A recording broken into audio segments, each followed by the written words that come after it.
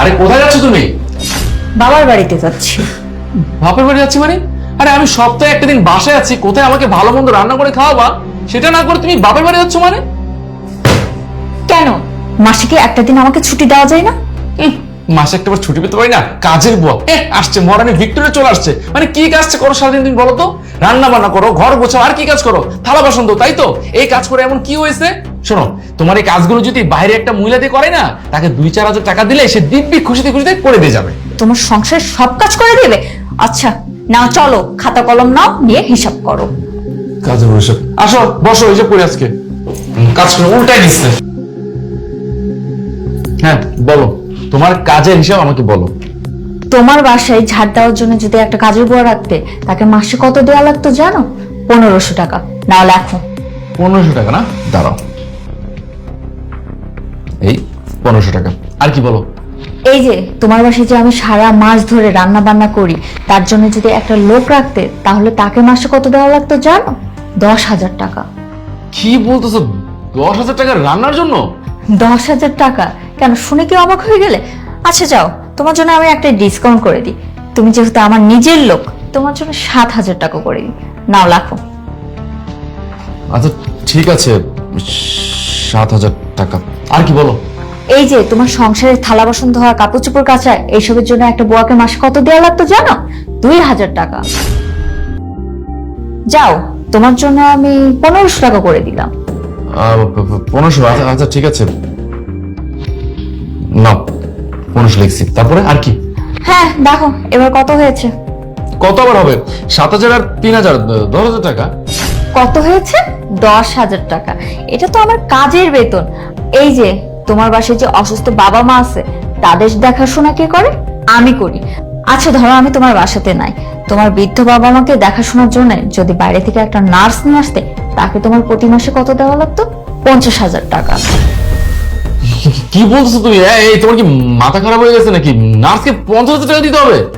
হ্যাঁ, এই পেমেন্টটাই নাই। আচ্ছা আমি যখন তোমার ঘরের মানুষ, নিজের মানুষ, তুমি একটা কাজ করো, তুমি আমাকে 40,000 টাকা পেমেন্ট দিও। 40,000 টাকা? আচ্ছা ঠিক আছে। দেখো দেখো, এবার যোগ করে দেখো কত হয় মাসে। 40,000 আর 10,000, পুরো 50,000 টাকা। আরে এ তো আমার বেতনের চাইতেও বেশি। আরে এইটাই তো শেষ না, একটা কাজে বুয়া রাখলে প্রতি বছরে তাকে একটা বোনাস দিতে হয়।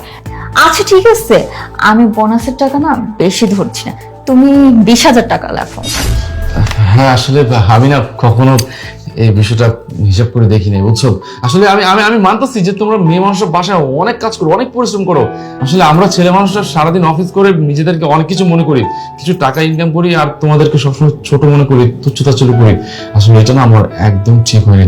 আমি আজকে সব বুঝতে পেরেছি যে না, আমার সাথে তুমি বেশি কষ্ট করো। আসলে শুধু আমার থেকে না, আমার পুরো 14 গোষ্ঠী থেকে তুমি কাজ বেশি করো। ঠিক আছে, এখন তো হ্যাপি? না না না, এ কথা বলে চলবে না। এখন থেকে অফিস থেকে এসে প্রতিটা কাজে আমার হেল্প করতে হবে, আর সংসারের প্রতিটা কাজ আমার সাথে অর্ধেক অর্ধেক করে নিতে হবে।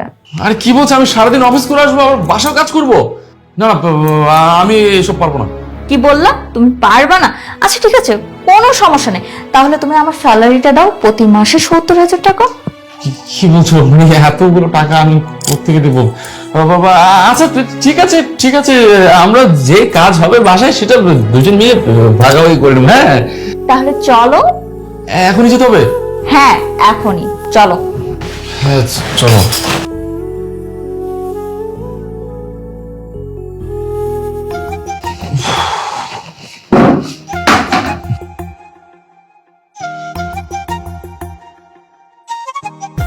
কি হলো, কষ্ট হচ্ছে নাকি? হ্যাঁ একটু তো কষ্ট হচ্ছে। আচ্ছা জান, একটা কথা বলি না, আজকে ঘরটা নাম হচ্ছে, কালকে মুছে দিই। না না, কোনো সমস্যা নেই। তুমি একটা কাজ করো, আমার স্যালারিটা দিয়ে দাও। আরে কি কি বলছো?